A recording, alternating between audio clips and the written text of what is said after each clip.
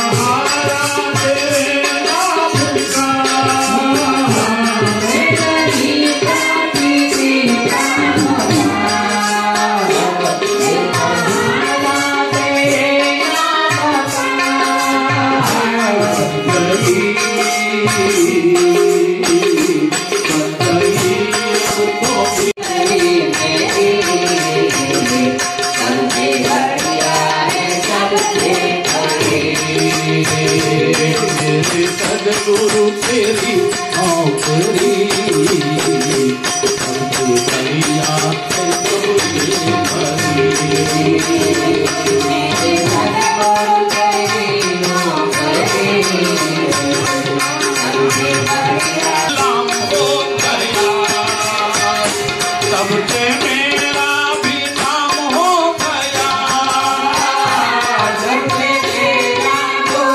हो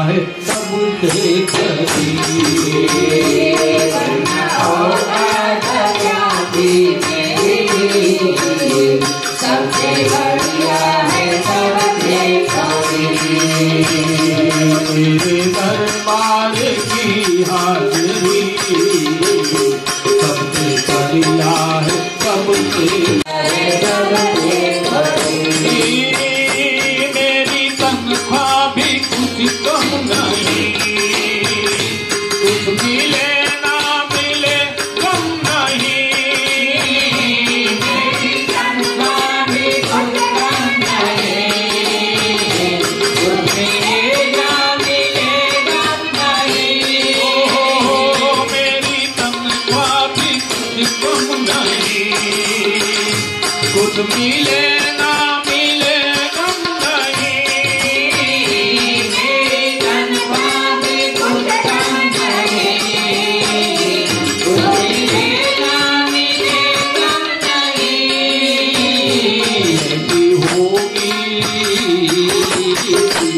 ऐसी होगी कहाँ दूसरी, बढ़िया है सबसे भरी, होगी कहाँ दूसरी, सबसे बढ़िया है सबसे भरी। ये प्रियोगी दीवाना हूँ मैं, साथ चरणों की चाहता हूँ मैं, प्रियोगी दीवाना हूँ मैं, साथ चरणों की चाहता हूँ मैं। ये प्रियोगी दीवाना हूँ मैं, साथ चरणों की चाहता हूँ मैं, प्रियोगी दीवाना हूँ मैं, साथ चरणों की चाहता हूँ मैं।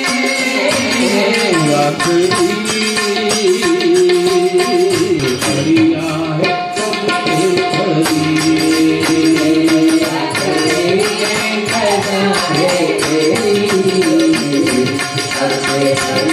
है सबसे भरी,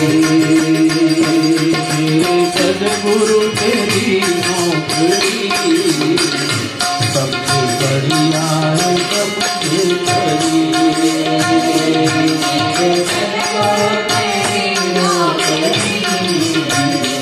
सबसे बढ़िया है सबसे कभी, बढ़िया है सबसे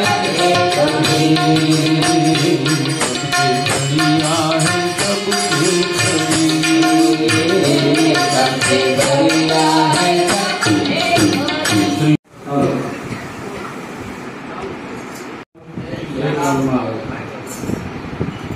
અત્યારે ઉપસ્થિત રામાયણની પાઠની અંદર પૂજ્ય બાપુનો તો પરિચય કાલ જ આપણે વાત થઈ હતી ને ફોનમાં, અને ફોન ઉપર વાત થઈને પધારેલા એ બદલ અમે આપના ઋણ છીએ. અને બીજું, અમારે લલિત કિશોરદાસ બાપુ નાનો મોટો કોઈ પણ પ્રસંગ હોય અથવા તો ના હોય, મારે નીકળવાનું 12 ઓછું છે, પણ એને કમસે કમ કોરોનાની વચ્ચે પણ અત્યારે લગભગ 50 વખત તો સંભાળ લીધી છે. નીકળે સાય ના જમીન પાછા વૈયા. મિત્રતાના નાતે ગણો તો રામાયણમાં જે અત્યારે તમે કીધું કે દશરથ રાજા સધામી ગયા અને વશિષ્ઠ મહારાજે અને મને આ પ્રાપ્ત થયું. શાસ્ત્રમાં કીધેલું 3 વસ્તુ છે ને, ગુરુની કૃપા આવે તો પ્રાપ્ત થાય. એક તો તમારી પર પૂર્ણ કૃપા અને પૂર્વનું ભજન હોય તો સારો ગુરુ મળે, નકર કપટી મળે. હા, રામાયણમાં લખેલું.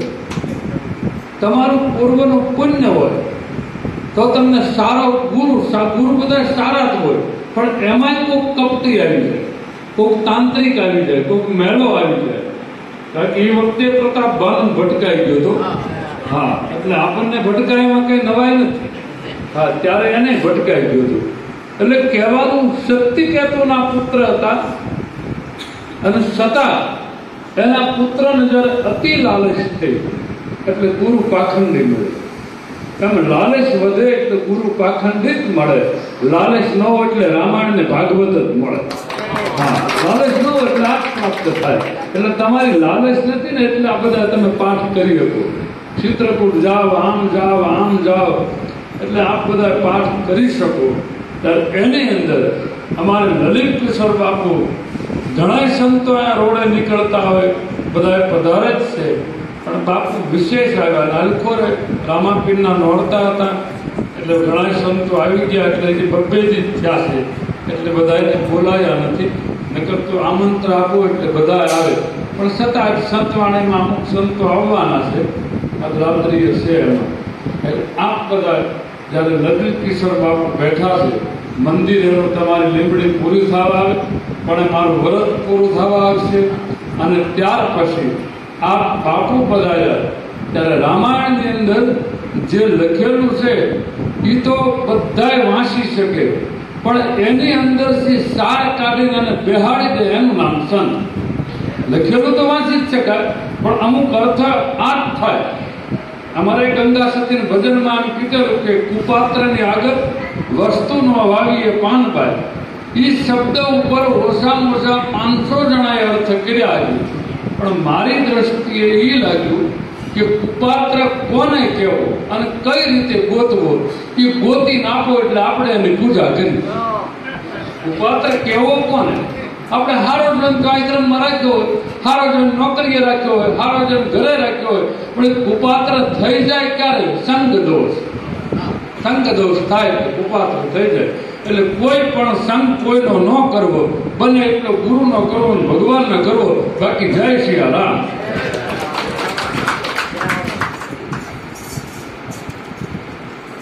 रामचंद्र भगवान की श्री राम जय राम जय जय राम.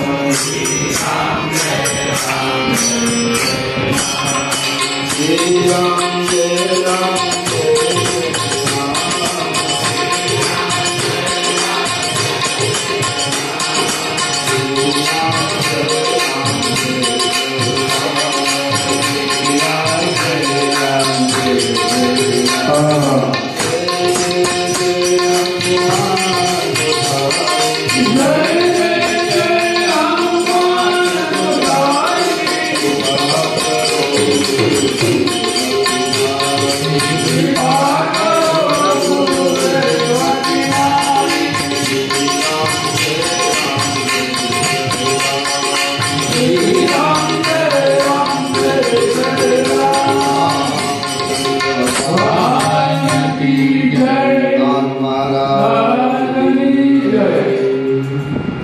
આજનો પરમ પાવન અવસર દાનવ આશ્રમ સણોસરામાં મારા હૃદયમાં જેનું સ્થાન છે, એવા જેનું નામ પણ એવું છે, સરળ સજળ અને નિર્મળ એવા નીરુબાપુના સાનિધ્યમાં રામાયણના બધા જ પાઠકો પૂજ્ય બાપુ આ બધા દાન બાપાના ખોળામાં બેસીને રામાયણનો લાભ લઈ રહ્યા છો. વલ્લભ બાપુ સાથે જ્યારે જ્યારે બેસવાનું થાય ત્યારે આના મૂળમાં દાન બાપુથી લઈને વીણાનાથ બાપુ સુધીના બધાના મૂળમાં શું છે? અમરા બાપુ પણ એમ કહેતા હતા કે અમારા પાયામાં રામાયણની ચોપાઈઓ છે અને એના ઉપર અમારું બધું મકાન આખું ઊભું છે, આખું એક વિચારધારા હોય છે. અમરા બાપુને ત્યાં પાળિયાદમાં અમદાવાદનો એક દંપતી ખૂબ જ પાઠ કરાવતા બહાર બધે, અને હરિદ્વારમાં એ ભેગા થઈ ગયેલા. તો અમરા બાપુની બાજુમાં જ રૂમ હતી. તો અમરા બાપુ કે તમે આ બધે પાઠ કરવા જાઓ છો તો પાળિયાદ કેમ ન આવો? એટલે મને બદ્રીભાઈને લઈ અને ત્યાં બધી તપાસ કરવા આવ્યા. ત્યારે ખૂબ જ બેને ચર્ચા થઈ અમરા બાપુને મહેતા સાહેબને. એ કે હું કંઈ પૈસો ન લઉં, નોલા કે હું પૈસા વગર પાઠ ન કરાવું. ત્યારે રાત્રે પાઠ ચાલુ હતા, લગભગ 11 વાગ્યા છે. સાથે જ બેઠા હતા, આમ બેઠા હતા, તમે અત્યારે બેઠા એવી રીતે. બાપુ કે હવે મારે નીંદ આવે છે ને એટલે હું જઉં છું. પછી મેં પ્રણામ કર્યા, નીકળ્યા. પણ મેં જોયું આખી રાત અખંડ પાઠ હતા એ વખતે. તો આખી રાત એ ઝરૂખાની અંદર નાનો ગુટકો લઈ અને સાથે પાઠ કર્યા હતા. એટલે આપ જે વાત કહો છો એ મૂળમાં એમના રામાયણજી છે. અસ્તુ, જય શ્રી રામ. અને કોઈ પણ સાધુની ઓળખ કઈ રીતે થાય? એનો આશ્રમ કેવડો મોટો છે, એની પાસે સંપત્તિ કેટલી છે, વૈભવ કેટલો છે, ગાડી કેવી છે? આજે દુઃખની વાત એ છે કે સાધુનું માપદંડ સાધુની સંપત્તિથી થાય છે. સાધુનું માપદંડ એના ભજનથી હોય, એના પ્રભાવથી. રૂપ કે કુરૂપ એને જોવાનું નથી હોતું, પણ ભજનાનંદીનો પ્રભાવ જ એવો હોય કે જ્યાં જાય ત્યાં છાયા પડી જાય છે. એમાં દાન બાપુના પરિવારમાં વીરુ બાપુનું પણ એનું ભજન અને આટલું મોટું અનુષ્ઠાન મેં તો પહેલી વાર સાંભળ્યું છે. નહીતર મહિના 6 મહિનાના હોય, વધીને 6 મહિનાના 11 મહિનાનું મેં સાંભળ્યું છે. પણ આટલું મોટું અનુષ્ઠાન લઈને બાપુ જ્યારે અહીં બેઠા છે ત્યારે આપણે દાન બાપુને પ્રાર્થના કરીએ કે બાપુનું આ અનુષ્ઠાન સફળ થાય. અને બાપુ તો હંમેશા કહે છે, સાધુ હંમેશા એ જ કહેતો હોય કે અમને જ્યારે ભગવાન પસંદ થાય ત્યારે અમે શું માગીએ? તમને જ્યારે પસંદ થાય તો તમે શું માગો? દીકરા દીકરી, વાડી બંગલા ગાડી, દીકરાના સંબંધ થઈ જાય, લગ્ન થઈ જાય, દીકરીના સારું. પણ અમને સાધુને જ્યારે ભગવાન પસંદ થાય ત્યારે એટલું જ અમે માગીએ કે અમારા સેવકો બધા ભરપૂર જીવન જીવે રામાયણ સાથે, સત્સંગ સાથે. કારણ કે સાધુની મૂડી એના સેવકો હોય છે. નીરુ બાપુનું ભજન, એનું તપ ખૂબ વધે એવા ભાવ સાથે આ દાનેવ આશ્રમ અને લીમડી મોટા મંદિર એ બંને એક સિક્કાની બંને બાજુ છે.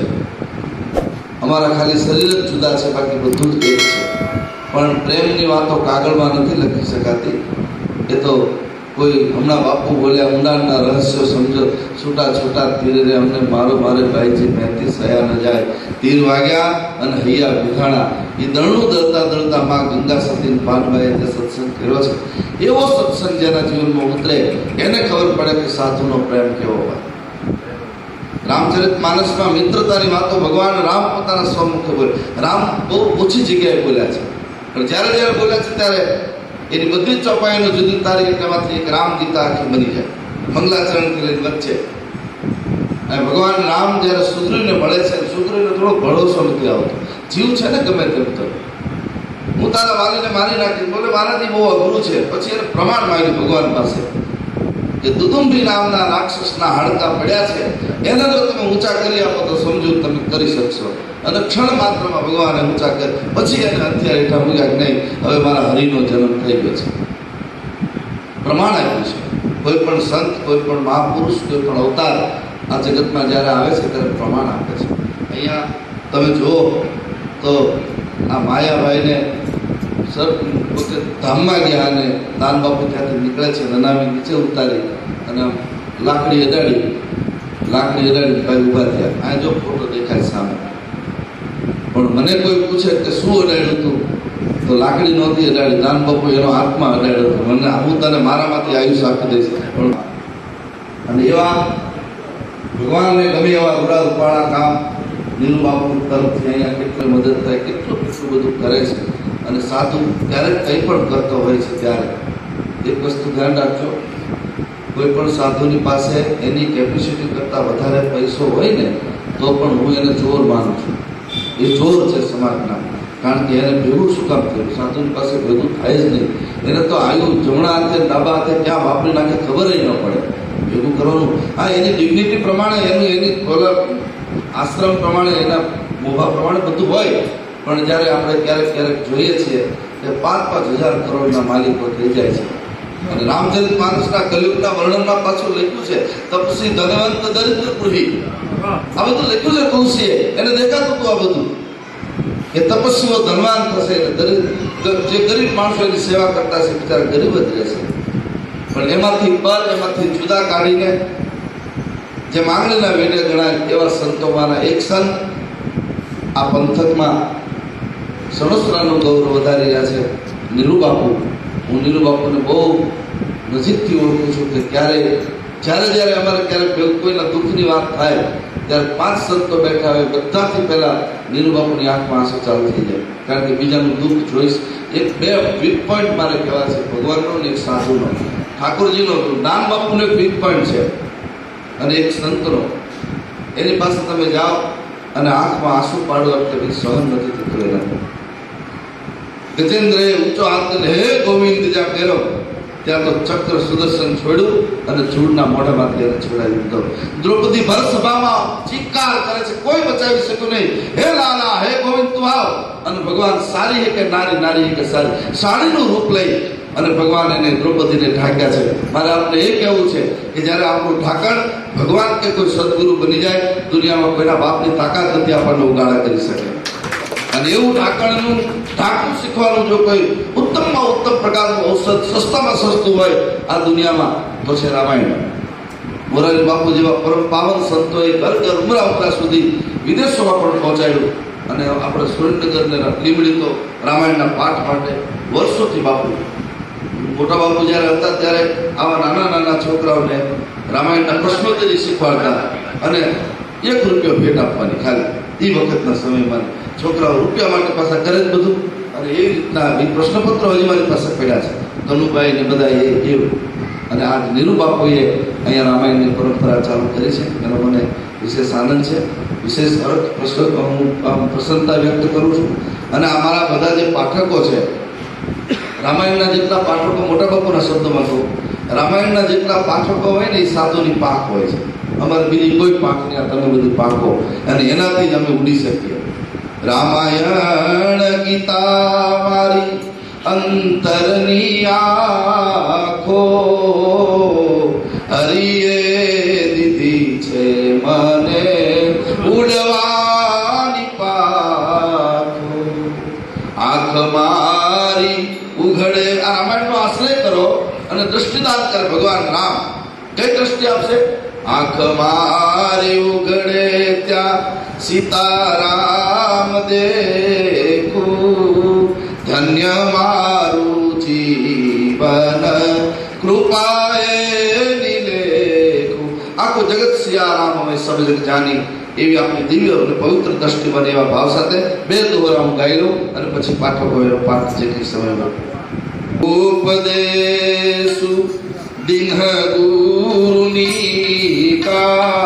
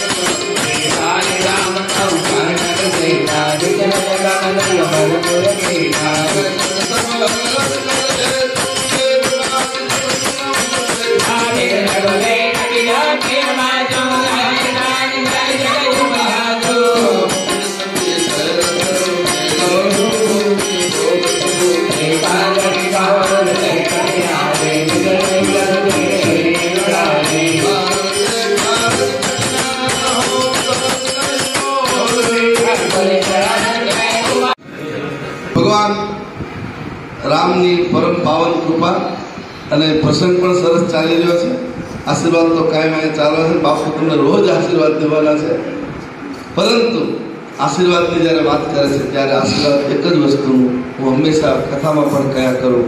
જ્યારે તમને ભગવાનનું નામ લેવાની ઈચ્છા થાય, આજે મોક્ષની વાતો કરે છે ને, મોક્ષની થેલીમાં લઈને જે નીકળ્યા છે ત્યારે નાના નાના મોટા સંપ્રદાયનું નામ લઈ લઈને કે અમે તમને મોક્ષ આપી દઈએ, અમારી પાસે આવો તો અમારી કંઠી બાંધો, તમને ઉપર અમારે ઉપર નથી જવું, ત્યાં કંઈ કામ નથી, અહીંયા જલસા છે, ત્યાં કંઈ નથી.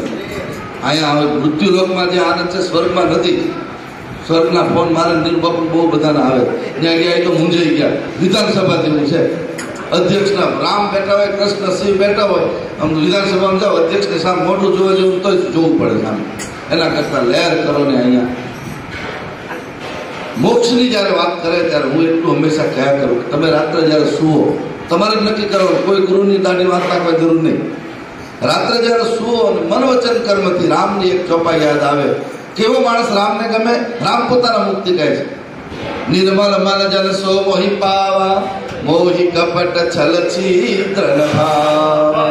જેના મનમાં કોઈ પણ પ્રકારનું છળ કપટ છિદ્ર નથી એવી વ્યક્તિ મને પ્રાણ પ્રિય છે. અને એ લક્ષ્મણ એ જ્યારે સુઈ જાય ત્યારે સુતા સુતા હું જેને દેખાવ, કોઈ વેરી નહીં, ના કહું છે દોસ્તી ના કિસસે વેર, કવિના શબ્દમાં કોઈની સાથે વેર નહીં, કોઈની સાથે દુશ્મની નહીં, પ્રાણી માત્રને પ્રેમ કરે ત્યારે સમજવાનું કે મારો ગોલોક ધામ એને પ્રાપ્ત થયું છે. મોક્ષની મોટામાં મોટી દવા અહીંયા જેટલા પાઠકો જે લોકો સાંભળે છે એને મારે કહેવું છે કે વેર અને વાસના એ કોઈ દી શાંતિ લેવા દેતી નથી. જેને પોતાના ઘરમાં શાંતિ સ્થાપવી છે, જેને પોતાના ઘરમાં દરેક પ્રકારના સુખ સ્થાપવા છે, અનેક પ્રકારે પ્રસિદ્ધ અને સુપ્રસિદ્ધ થવું છે, એવા લોકોએ કોઈની સાથે વેર નહીં બાંધવું. રામાયણમાં એક જ વસ્તુ, આટલા બધા ગ્રંથો, 4 વેદ, 6 પુરાણ, 18 શાસ્ત્રો અને કેટલા ઉપનિષદો, બધાનો નિચોડ જ્યારે કોઈ તુલસીને પૂછવામાં આવ્યો કે તમે એવું કયું જાદુ કર્યું કે લોકભોગ્ય બનીને ઘર ઘરને ઉમરા સુધી રામાયણ પહોંચ્યું? આનું કારણ ત્યારે તુલસીએ કીધું કવિ ન હું મહેનત ચતુર પ્રવીનું, આમાં કંઈ જ નથી મારી પાસે, પણ આમાં એક જાદુ મેં પીરું છે. કયું? એહી મહા રઘુપતિ નામ ઉદારા, અતિ પાવન પુરાણ શ્રુતિ સારા. આમાં કેવલ અને કેવલ ભગવાનનું ઉદાર નામ છે. મારે આપને વિનંતી કરવી છે, અમે નીરુ બાપુ એટલા માટે ભાઈબંધ છીએ. આ એક સાધુ એવા છે નીરુ બાપુ, નહીતર સાધુમાં ઈર્ષા હોય ને એ બીજે ક્યાંય ન હોય. હા, એક મંદિરની પાસે બીજું મંદિર થાય તો ભડકા થાય, દિવાલો તોડી નાખે અને પાછા ત્યાગ અને વૈરાગની વાતો કરે. આ એક જ બાવલ્ય એવો છે કે કોઈ પણ સુખી થાય તો હૃદયથી રાજી થાય. વાહ પ્રભુ, વાહ પ્રભુ. એના માટે સામે કહેવાની વસ્તુ નથી, પણ જ્યારે તમે રામ કૃપાનું પૂછ્યું છે ત્યારે રામ કૃપા ક્યારે થાય? રામ કૃપા એને રોજ દિવાળી રંગના ટાણા રે, રામ કૃપા એને રોજ દિવાળી. રોજ દિવાળી ક્યારે થાય? ત્યારે કોઈની સાથે તમારી દુશ્મની ન હોય.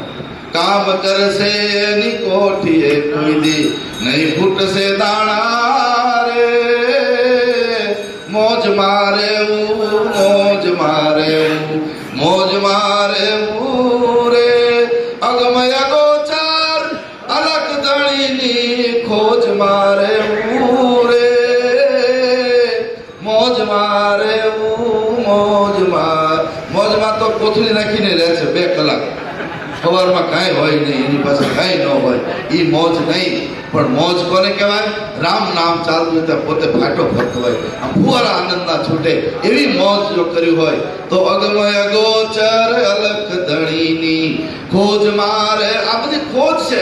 આ ચોપાઈમાં તમે જેટલા બેઠા છો ને રામ નામની ખોજ કરી રહ્યા છો, અને એમાં જે આનંદ છે એવો આનંદ બીજે ક્યાંય ન હોય. રાગ, દ્વેષ, ઈર્ષાથી જેને મુક્ત થવું હોય, અમારામાં ભગવાને એવું કૃપા કરી છે, સેન્સર જ નથી આપ્યું ઈર્ષા કોઈ દી અમને, કોઈ પણ સંતની. અને હંમેશા આપણને ખબર હોય કે આ 420 છે તોય અમે એના વખાણ જ કરીએ, કારણ કે અમને અંદરથી રામ બોલાવતો હોય છે. શું કામ આપણે કોઈના ના કહું છે દોસ્તીના? પરદોષ દર્શન ડોંગરે બાપા કહેતા, પરદોષ દર્શન સાધના માર્ગમાં બહુ મોટું વિઘ્ન છે.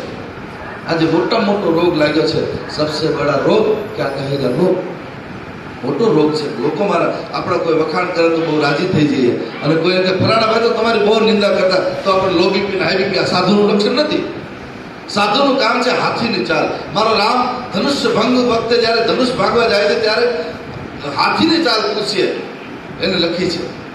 રાજકુમાર માટે હાથીની ચાલ એટલે વ્યાકરણમાં દોષ થોડોક લાગે, પણ જ્યારે ભગવાન રામને પૂછવામાં આવ્યું, હું કિંકર માનસ કિંકર વાંચતો હતો, એને પૂછ્યું કે આ રામને કેમ તુલસીએ હાથીની ઉપમા આપી, ત્યારે કીધું કે હાથી બજારમાં હેલો જતો હોય અને કૂતરાઓ ગમે એટલા ફસે એને પાછું વળી બધું જોયું, કોઈ દી જોવે નહીં. કદાચ કૂતરું આવીને બટકું ભરે તો એના દાંત પડી જાય, એની ચામડી જેટલી જાડી હોય. મારા દેશના સાધુઓ હાથીની ચાલવાળા હોય છે. કોઈ નિંદા કરે, કોઈ સ્તુતિ કરે, એની પડી જ ન હોય. આ જગત બહુ વિચિત્ર છે.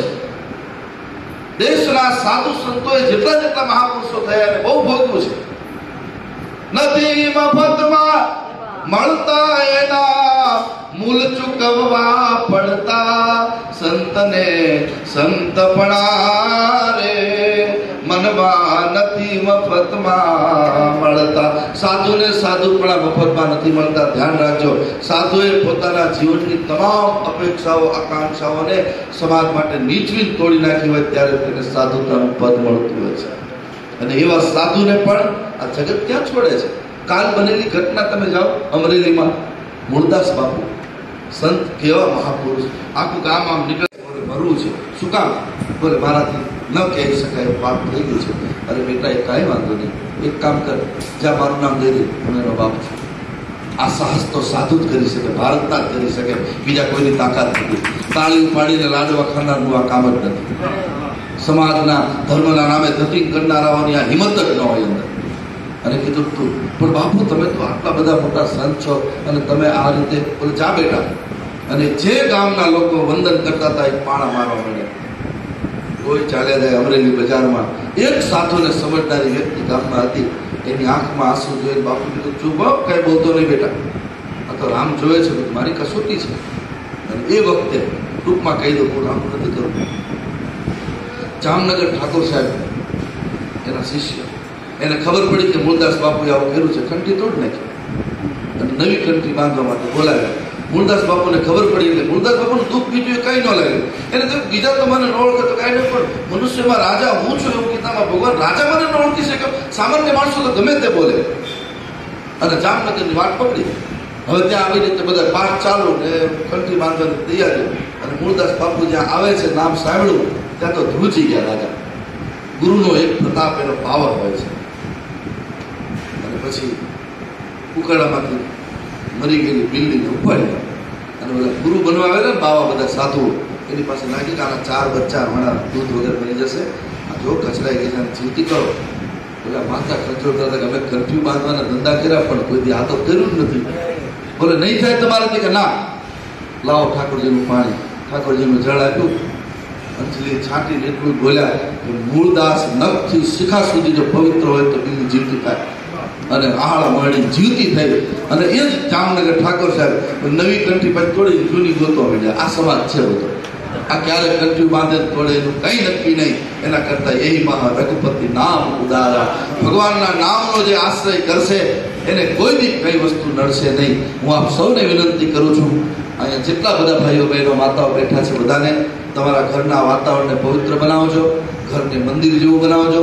સાસુ ને વહુ, મા અને દીકરીની જેમ રહે, નણંદ અને ભાભી, નાની બેન ને મોટી બેન જેમ રહે, નાનો ભાઈ ને મોટો ભાઈ રામ અને લક્ષ્મણની જેમ જેના ઘરમાં રહેશે એના ઘરમાં સણોસરામાં હેલિકોપ્ટર તો ફરે છે રામનું. રામને નોતરું દેવા બને કોઈ એક કૌશલ્યા, સીતાને સાધના કરશો સીતા છે રામની છાયા. આજ એને અવતાર લેવો છે, પણ કયા ઘરમાં નંદબાબા યશોદા છે, કયા ઘરમાં દેવકી વસુદેવ છે, કયા ઘરમાં કૌશલ્યા અને દશરથ છે. આવું પવિત્ર જીવન આપણું બનશે તો ભગવાન આપણા ઘરે ગમે ત્યારે આવશે અને આપણો ઉદ્ધાર કરશે. વિશેષ સમય નહીં લેતા આપ બધા પાઠકો માટે, પૂજ્ય બાપુ માટે હું ભગવાનને પ્રાર્થના કરું કે બાપુનું આવી રીતે તંદુરસ્ત નિરામય આયુષ્ય રહે અને 100 વર્ષ સુધી આપણી પાસે પાઠ કરાવતા જ રહે. 1 વર્ષ એ ઓછું નહીં, એમાંથી ઓછા થવાને તો મારામાંથી બધા એમાં જમા થાય, પણ 100 વર્ષ સુધી આ જ જગ્યાએ અને આને વિશાળ રીતે હવે તો કેટલા નવું કરી રહ્યા છીએ. દાન બાપુને જ્યારે ઈચ્છા હશે ત્યારે વળી મોટી ધર્મની ધજા ફરકે.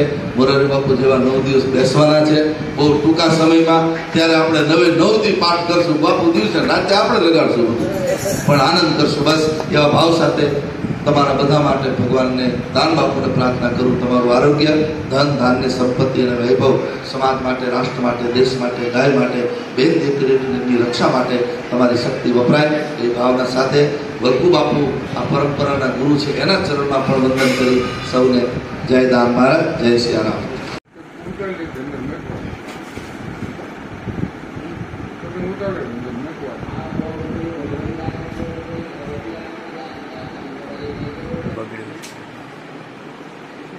ખાય બગડે